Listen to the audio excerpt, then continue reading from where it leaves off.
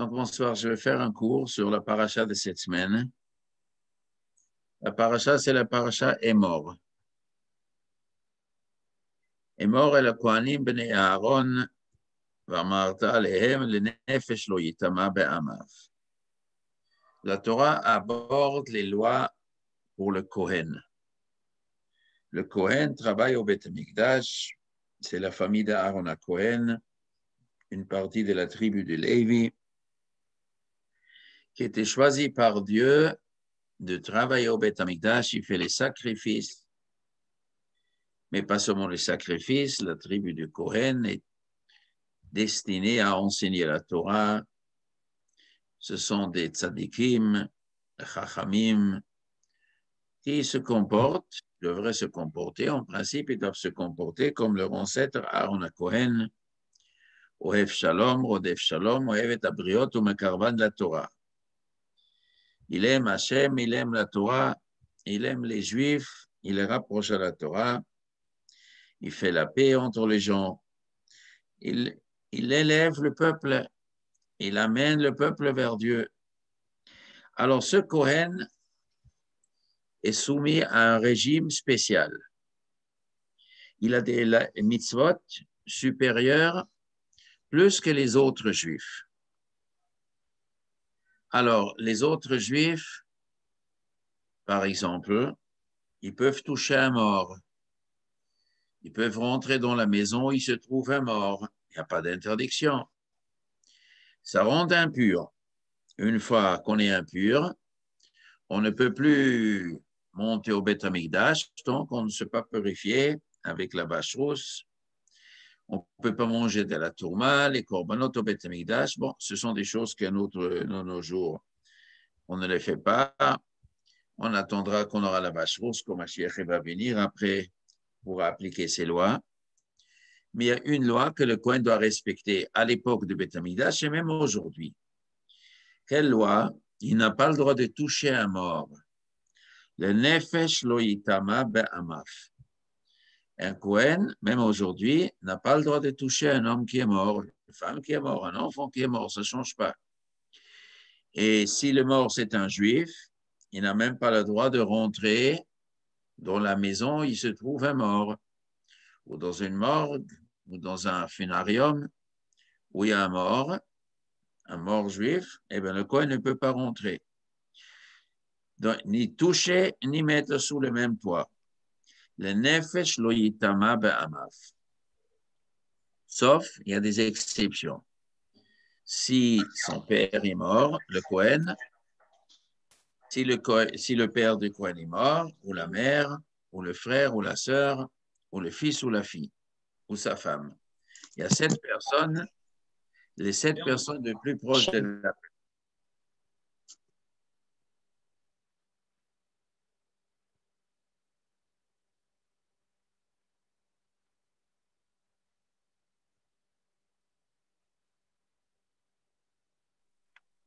Grave, on ne vous entend plus. Ah, vous m'avez coupé aussi. Oui. Depuis quand on ne m'a pas entendu? Excusez-moi. C'est bon. Comment? Qu'est-ce que vous n'avez pas entendu? Je ne sais pas qu'est-ce que vous... Les dernières secondes. Juste Bon, alors le Kohen n'a pas le droit de toucher donc le mort. Quelle est la logique de la Torah? Quelle peut être la raison que la Torah ne veut pas que le Kohen touche? Qu'est-ce qu'il a de spécial? Bon, il doit travailler au Beth Amikdash, mais il ne travaille pas toute l'année. Au Beth Amikdash, les Kohanim, ils étaient partagés en 24 familles. Et chaque famille de Kohen montait au Beth Amikdash pendant 2 semaines de l'année. Il y a 48 semaines, à part les 2 semaines, les 2 semaines que tous les Kohanim travaillent au Beth Amikdash pendant les Yamim Tovim, mais toute l'année, le Kohen est à la maison. 2 semaines par année, il monte au Beth Amikdash. 1 semaine en été, 1 semaine en hiver. Chaque semaine, les familles des Kohanim, ils changeaient.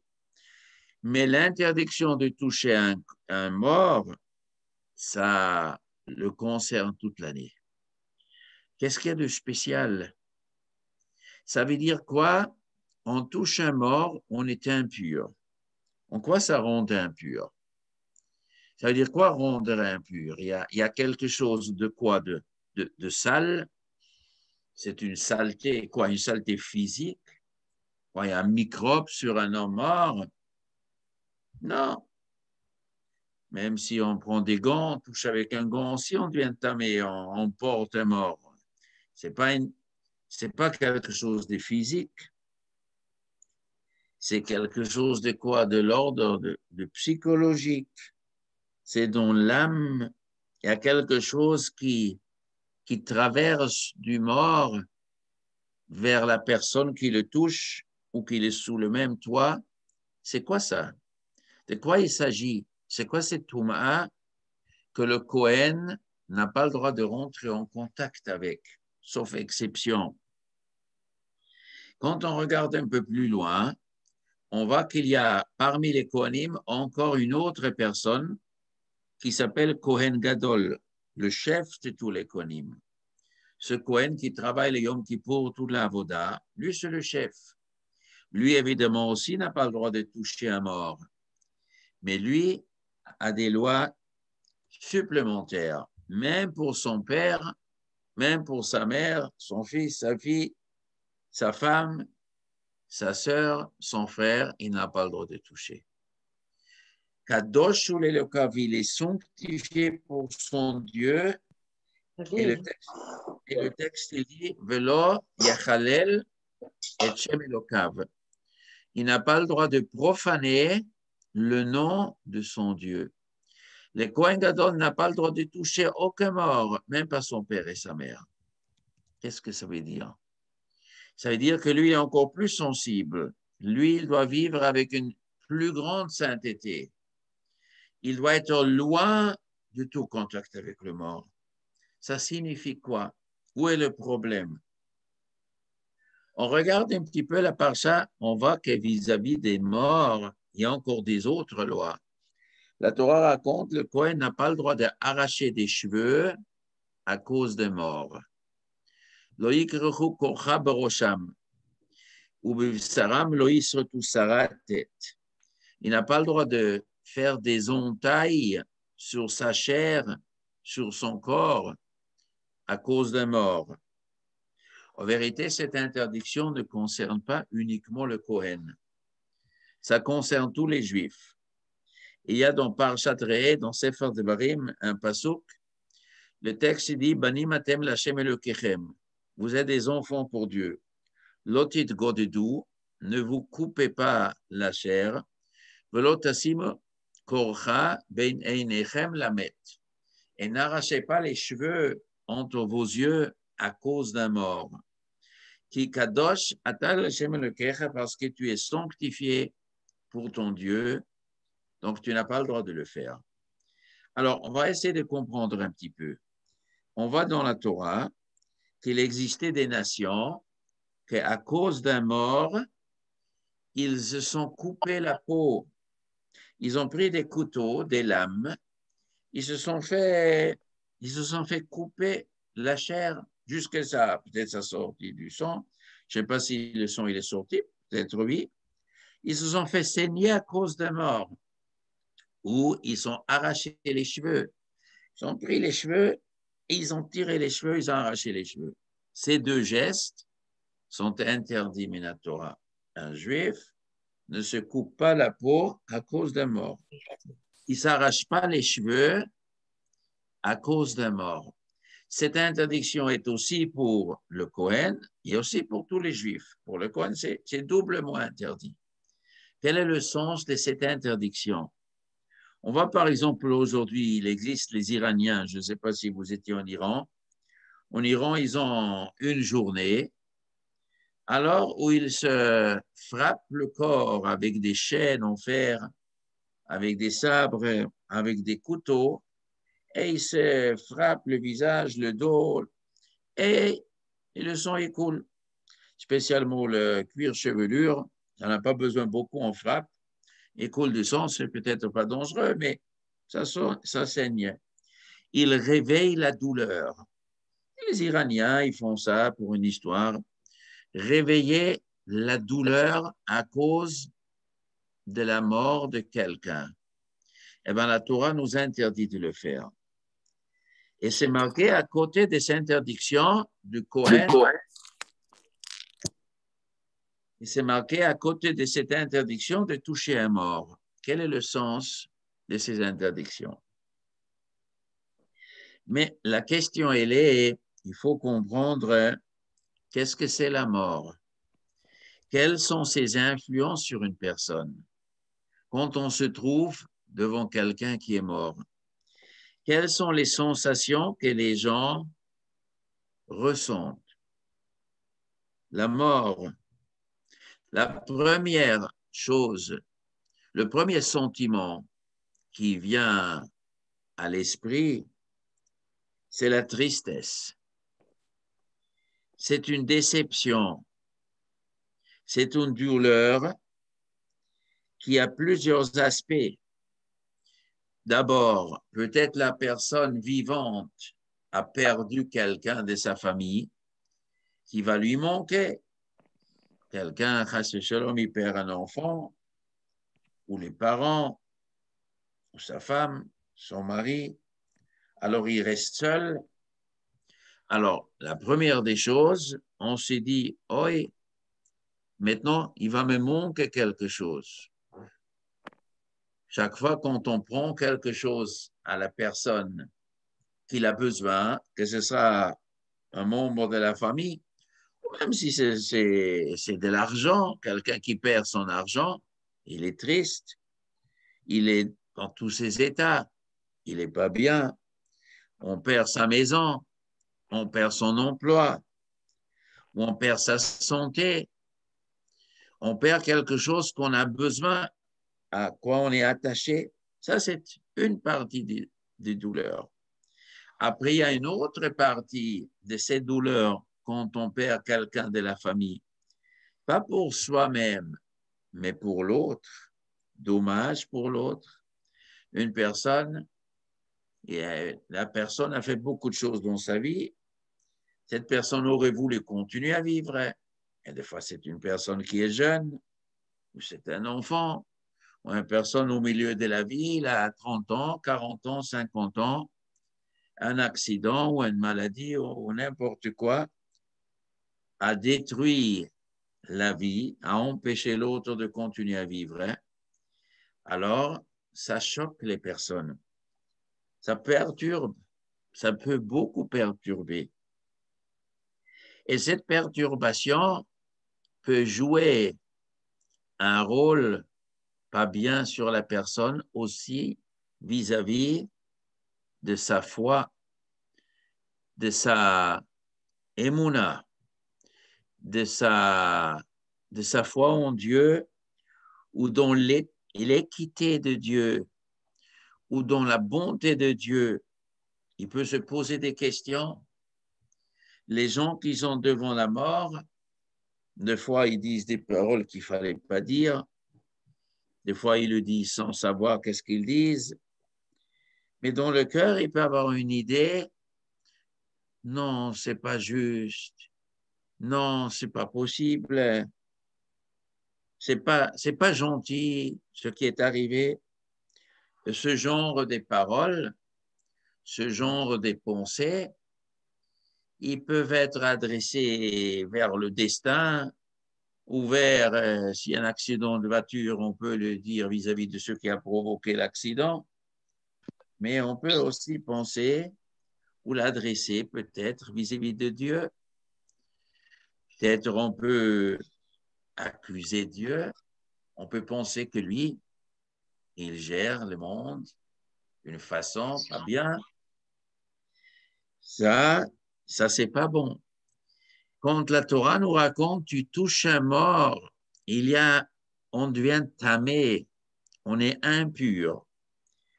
On ne peut plus monter au Beth Amikdash tant qu'on n'a pas chassé, tant qu'on n'a pas supprimé cet esprit impur. Il y a un esprit impur qui peut rentrer dans la personne, dans le sens où il peut se rébeller. Et la déception que ce que la vie apporte, cette déception, c'est une pensée qui n'est pas bonne. Alors, il n'y a pas d'interdiction de toucher un mort. Il faut bien enterrer un mort. On n'a pas d'interdiction, mais ça laisse des traces. Mais ça n'est pas interdit pour une simple personne. Mais quand il s'agit d'un Kohen, c'est autre chose. Le Kohen, c'est quoi? Le Kohen, c'est celui qui doit être attaché à Dieu. Le Kohen, c'est celui qui instruit les gens, qui porte la parole de Dieu. C'est celui qui doit être attaché à Dieu. C'est celui vers lequel les gens se tournent quand ils ont besoin d'une aide, une instruction. À quoi croyons-nous?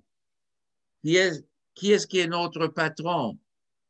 Nous faisons quoi dans ce monde? Alors, il s'adresse au Kohen.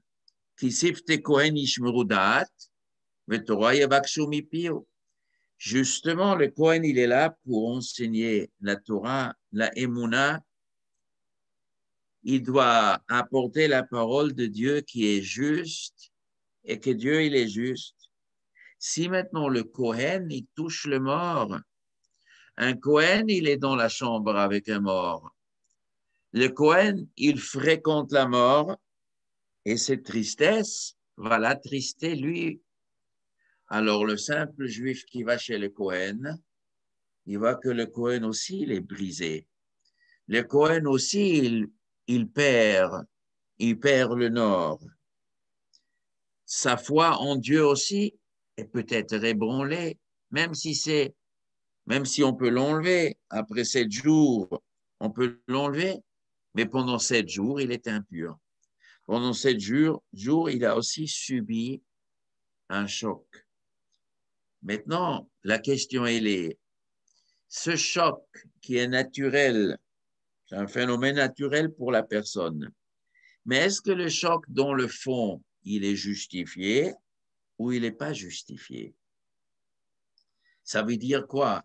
La douleur que l'homme il ressent, est-ce qu'en vérité, si Dieu a décidé que quelqu'un il doit quitter le monde, est-ce que quitter le monde dans l'absolu est quelque chose de mauvais ou c'est pas forcément quelque chose de mauvais?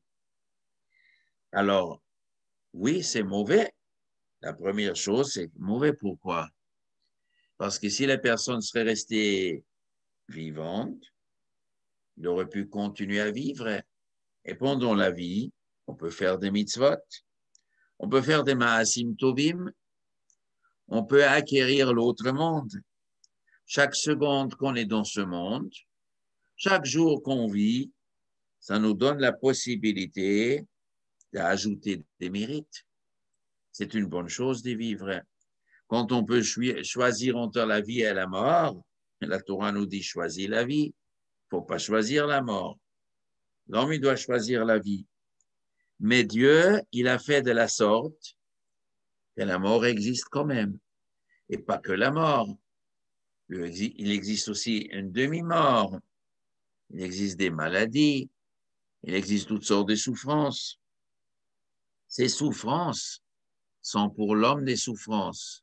Et pour Dieu, est-ce que quand l'homme il souffre, est-ce que Dieu souffre aussi?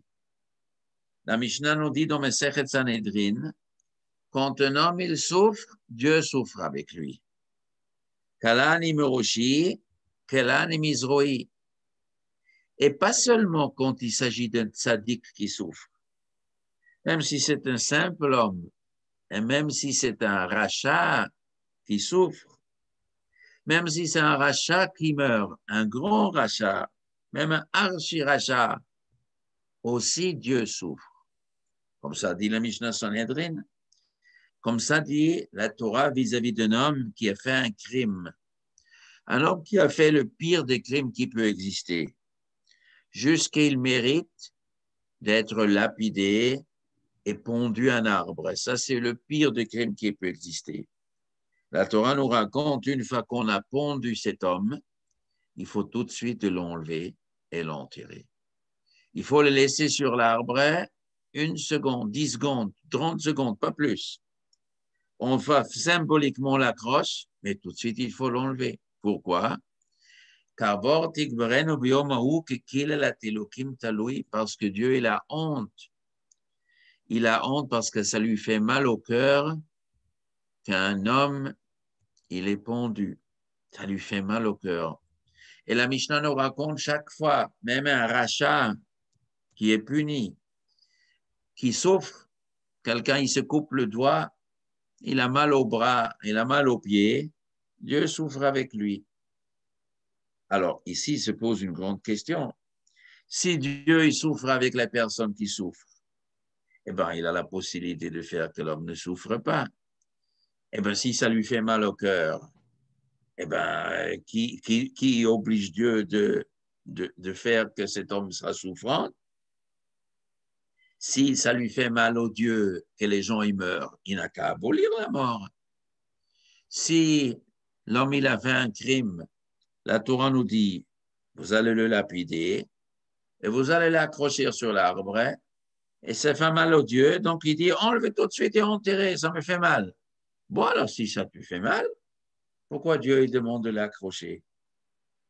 Donc, si on peut dire ainsi, Dieu il se trouve aussi dans une situation, si on peut dire, il fait quelque chose qui le gêne, mais il ne peut pas le faire. Alors pourquoi il ne peut pas le faire? Pourquoi il ne peut pas l'empêcher? Il peut tout faire. C'est parce qu'il considère que pour cette personne, maintenant, c'est lui la bonne chose. Malgré que ça fait mal. Quelqu'un qui amène son enfant à l'hôpital, il est très malade, on doit faire une opération. Après cette opération, l'enfant, pour guérir, il souffrira un peu.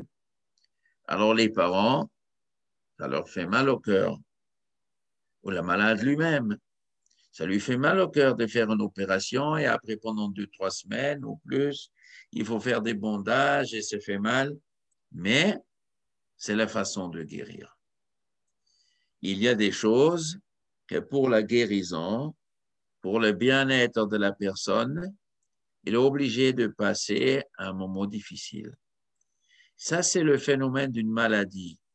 Ça, c'est le phénomène que Dieu il dit, il a fait un crime de lèse-majesté, on le lapide, on l'accroche, et ça fait mal à la personne, et ça fait mal à Dieu, mais Dieu, il a décidé parce que c'est bien. Comme ça, il a expié la faute. Comme ça, cette mort et le fait qu'il est accroché va dissuader d'autres personnes de faire des crimes. Donc, il est obligé de passer par ça. Mais Dieu, il a fait, ça lui fait mal au cœur, mais il ne veut pas abolir le système. Ça, c'est la mort globalement qu'il y a dans le monde. Mais pour le moment, ça fait mal aux gens. C'est pour ça, il y a une halakha qui dit, quand il arrive un bonheur à une personne, vous allez dans la rue, peut-être, je ne sais pas, peut-être demain vous allez vous promener, vous allez trouver 100 000 euros dans la rue qui appartiennent à personne. Vous allez le lever et le bonheur, personne ne réclame l'argent, c'est à vous. Ah, c'est une bonne chose. Eh bien, on fait une bracha. Quelle bracha on fait? Baruch Hashem Elokeinu melech haolam, hatov ve'amitiv, u'shecheanu ve'kimanu ve'gianu lazman hazeh. Ah, je remercie Dieu pour le bonheur qu'il m'a fait. Je trouvais 10 lingots dans la rue, même un lingot aussi, c'est bien. Eh bien, on fait une bracha, très bien. Qu'est-ce qui se passe maintenant si quelqu'un il perd 10 000 euros, il perd un lingot? Il transporte 10 lingots et il se fait voler. Aïe, malheur. Ou un autre accident, il arrive. Alors, on fait aussi une bracha. Comment elle s'appelle la bracha? Baruch Hashem Elokeinu melech haolam, Dayan ha'emet. Bénis-toi Dieu, notre Dieu, le roi du monde, Dayan ha'emet, qui a géré cette affaire comme un juge condamné, émet, mais juste. il a faim, c'est la justice était faite. C'est-à-dire quoi, la justice était faite? Dieu considérait pour cette personne, c'est maintenant une bonne chose qu'il perd ce lingot. C'est maintenant une bonne chose qu'il perd 10 000 euros. Mais c'est triste, on ne dit pas Tova Métiv, parce que Dieu est intervenu à titre de juge. Mais la première bénédiction, quand tu trouves de l'argent et tu dis à Tova Métiv, on le fait très joyeusement. Or, la deuxième bracha, j'aurais pu croire, quand on dit Baruch Hashem Elokeinu melech haolam dayan ha'emet, j'aurais pu croire que cette bracha, on peut la faire triste. Arrive la Mishnah dans Mesechet Brachot. Elle dit non. Keshem she'adam mevarech al hatov, kach mevarech al hara'a. De la même manière. Ça veut dire quoi de la même manière? La Gemara détaille. De la même manière que la hatova amétive par nature, un homme il fait avec joie. Et s'il gagne 10 000 euros, il y a une joie. Et s'il gagne 100 000 euros, c'est une très grande joie. Et s'il gagne 1 million, c'est le top du top de la joie. Que Shem, de la même façon, avec les mêmes sentiments qu'on fait à Tov Amitiv, Kach mevarech ala ra'a. Comme ça vaut la peine que la personne dit le mot Dayan Haemet avec la même joie. S'il a perdu 10 000 euros, avec une joie. S'il a perdu 100 000 euros, avec une grande joie. S'il a perdu 1 million, avec une top joie. Parce que la justice a été faite et c'était bonne. Ça, c'est, comme ça dit la Mishnah, ça, c'est la émouna d'un juif. L'émouna d'un juif, que ce que Dieu nous fait est pour notre bien. Et on doit remercier Hachem dans ce sens et dans l'autre sens. C'est comme l'histoire, la Midrash raconte qu'il y avait 2 personnes qui étaient des commerçants. Ils avaient la coutume d'acheter de la marchandise, de transporter dans un autre pays, de vendre, et comme ça, ils sont devenus riches.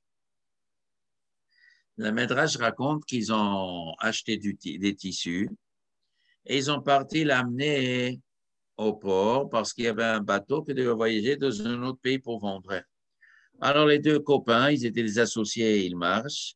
Et d'un côté, un écrit hurle.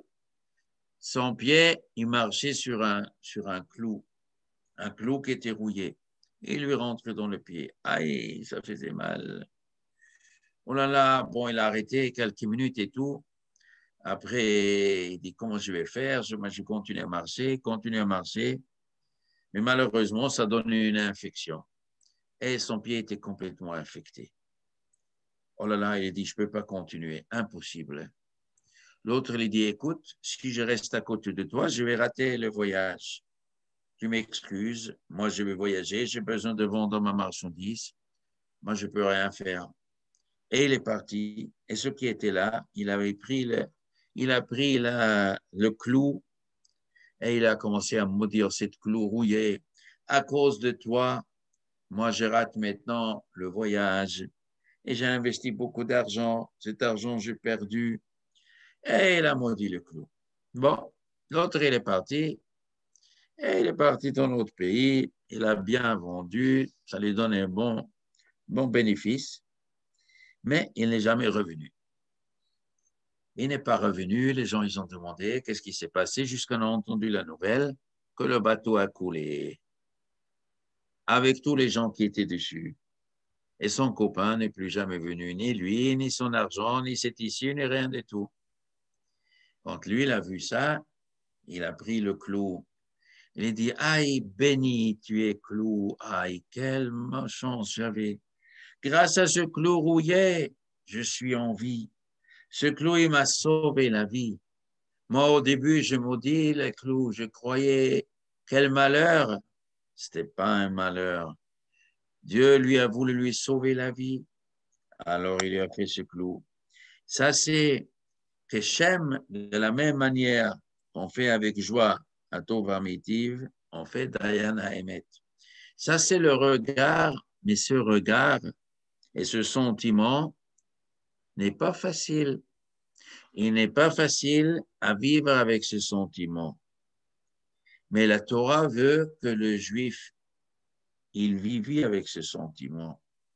Quand il y a un mort, on ne se coupe pas la peau avec un couteau, comme ils font des idolâtres. Loïs retousse à la tête. C'est quoi couper le corps avec un couteau? Le désespoir, on veut détruire son propre corps à cause de mort? Non.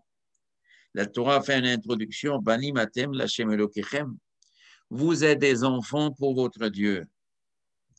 Vous êtes des enfants. Lo tasimu kocha ben enechem lamet lo titgodedu. Ne vous coupez pas. Ne vous arrachez pas les cheveux à cause des morts.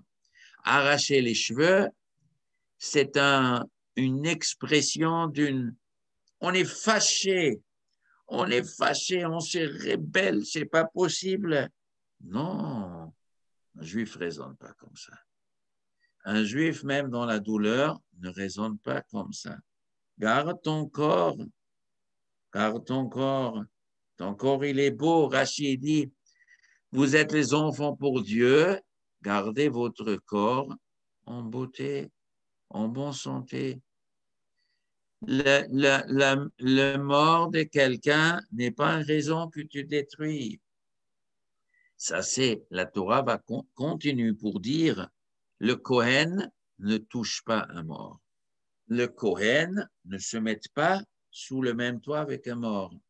Le Kohen, il doit vivre dans une autre dimension. Quelle dimension? La dimension de la fin.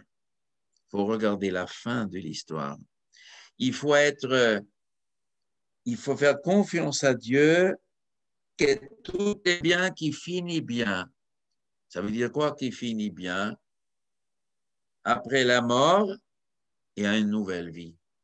Il y a Triat Metim. Il y a la résurrection des morts. Pour un juif, la mort n'est pas la fin de la vie. C'est la fin de la vie dans ce monde. Après, on quitte le monde. La personne continue à vivre. Son âme se trouve temporairement au Gan Eden et qu'après, il y aura la résurrection des morts. Après, on revit ici. Et à la fin de Triat Metim, il y a Olam Haemet, le monde éternel. Ici, dans ce monde, c'est la première partie de la vie. Il y a déjà une vie avant qu'on arrive au monde. Nos âmes ils ont déjà vécu avant. Après, on passe ici. Et ce passage est très important. Il faut utiliser le temps et les forces et les possibilités que nous avons dans ce monde de faire beaucoup de mitzvot. Mais après qu'on quitte ce monde, on continue à vivre d'abord au Gan Eden, après il y aura la résurrection des morts, et après il y aura le Olam Haba, où il y a la récompense pour toutes les mitzvot qu'on va recevoir à la fin. Il faut être entièrement baigné dans cet espoir et dans cet émouna que ça va arriver. Un juif, il croit au Triat Metim. La Mishnah nous dit, ceux qui ne croient pas au Triat Metim, ils ne croient pas à la base de la émouna du peuple juif. C'est pour ça le Kohen, il doit toujours garder le bon humeur. Le Kohen doit être celui que quand on va chez lui, eh ben, il doit vivre avec Triat Metim. Et des fois, on se coincera sur un doigt, ou on perd d'argent, ou une autre douleur. Tout est bien fait à la fin. Dieu, il considère toutes les douleurs, toutes les événements dans ce monde, même les petites choses qui nous dérangent, chaque chose, kapara, ça fait kapara, ça enlève.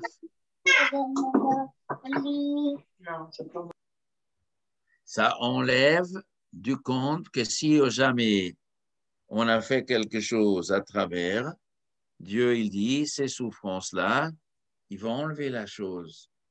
On raconte une histoire. Il y avait une fois quelqu'un il avait malheureusement beaucoup de souffrances. Et il n'en pouvait plus, il n'en pouvait plus. Il dit, ça y est, je ne peux plus. Alors sa femme, elle dit, regarde, il y a ici un grand rave, il habite je ne sais pas où, à 50 kilomètres, à 100 kilomètres ici. Demande-lui. Elle a dit, non, mais qu'est-ce qu'il peut m'aider? Il ne peut pas m'aider, il n'y a rien à faire, c'est comme ça. Et il continue à souffrir, j'en peux plus, j'en peux plus. Sa femme, elle dit, ben, demande-lui, peut-être il peut t'aider. Mais qu'est-ce qu'il peut faire? Bon, peut-être il peut t'écouter. Peut-être il va t'écouter. Peut-être ça va. Bon, à la fin, il n'en pouvait plus. Il dit, bon, d'accord. Il a pris le train, il est parti. Il arrive là-bas, il frappe à la porte et il rentre.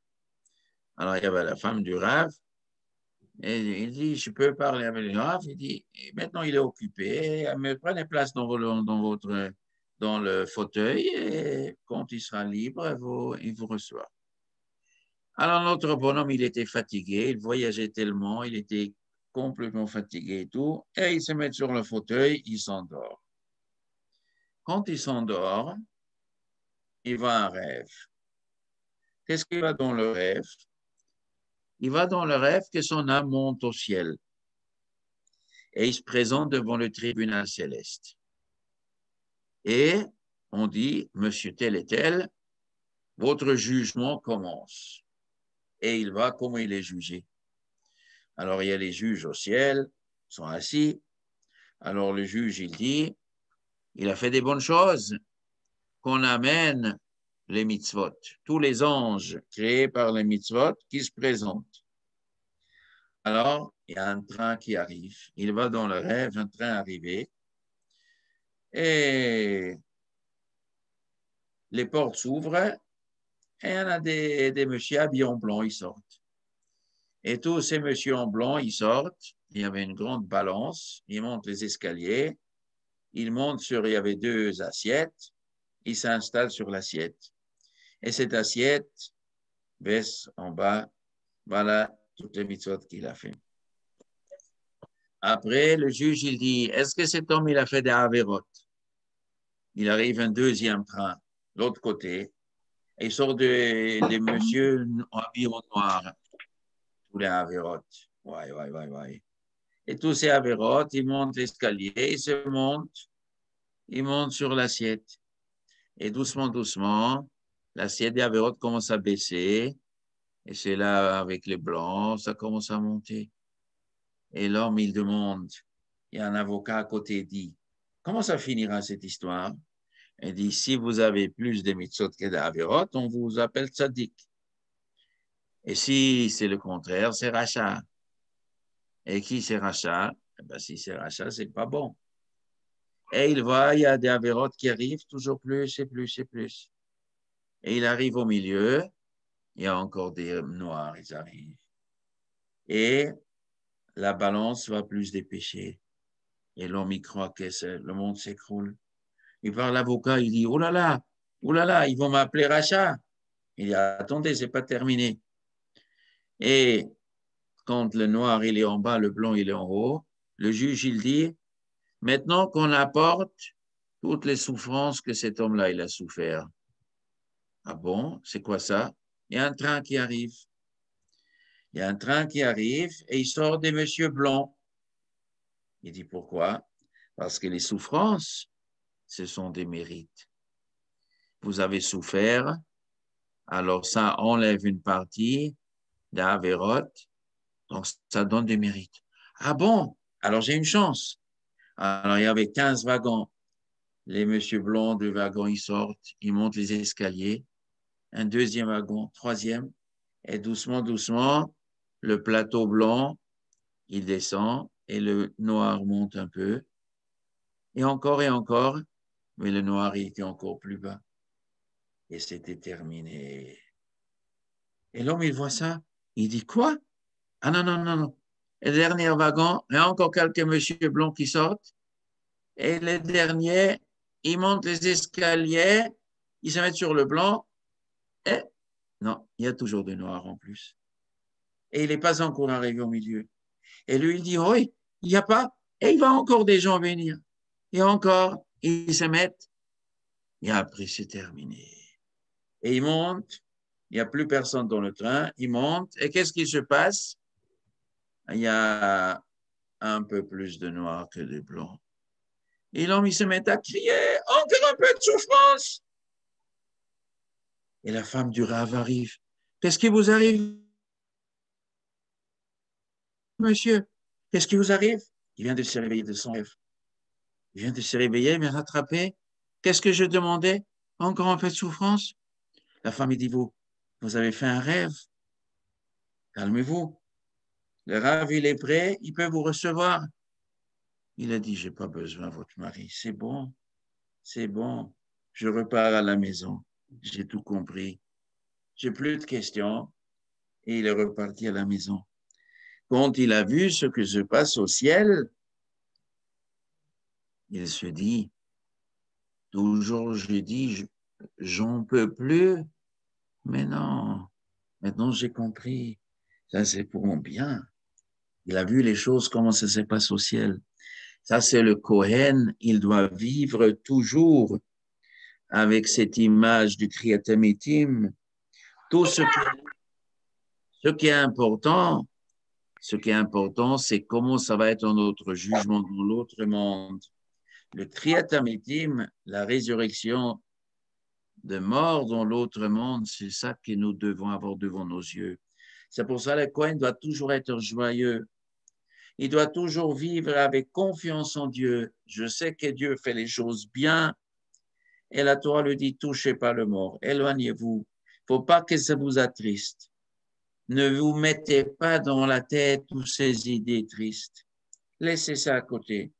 Il y a des choses tristes, mais vous devez donner aux hommes, vous devez donner à la communauté, à vos élèves, la confiance en Dieu, et soyez toujours joyeux et soyez toujours en bonne humeur. Vivez toujours en bonne humeur afin que vous puissiez transmettre ça à tout le monde. Et à ceux qui s'arrivent, on ne prend pas de couteau pour se couper. On ne s'arrache pas les cheveux, ni un Kohen, ni un Israël. C'est douloureux.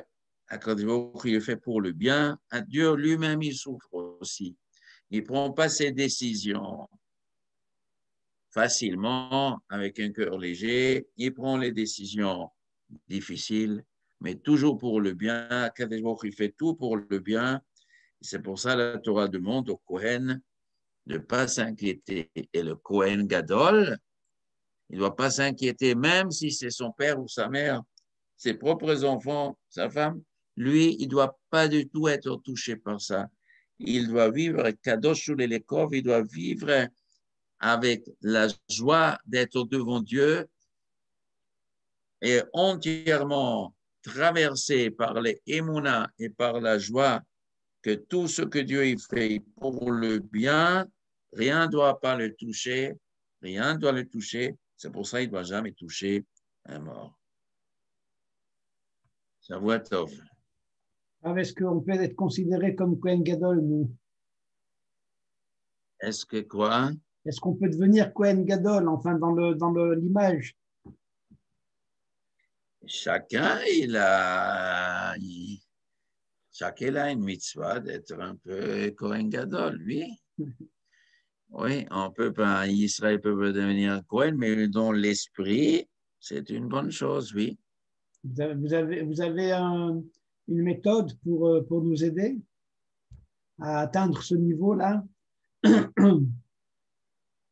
Et j'ai essayé dans 47 minutes. Merci beaucoup, Rav. D'accord, Kol Tov. Merci beaucoup, mesdames. Merci beaucoup. Merci. La semaine prochaine. Merci beaucoup, Shavuot beaucoup, Merci beaucoup, Shavuot Tov. Merci. Bonne nouvelle à tout le monde, les Hachem. À bientôt. Amen. Amen. Amen. Beaucoup. Amen. Amen. Amen. À vous aussi, Daniel. Amen. Amen. Oui, grand plaisir de vous revoir. Ça fait plaisir, oui, effectivement. Oui, merci. On compte sur vous la semaine prochaine. Oui, avec grand plaisir. Alors, je souhaite le meilleur à chacune. Merci. Merci, Daniel. Que Amen. t'accompagne toute la semaine, Bezrat Hashem, avec la bracha. Amen. Amen. Amen. Amen. À bientôt. Merci. Kol touf. Merci. Au revoir. Merci. Au revoir.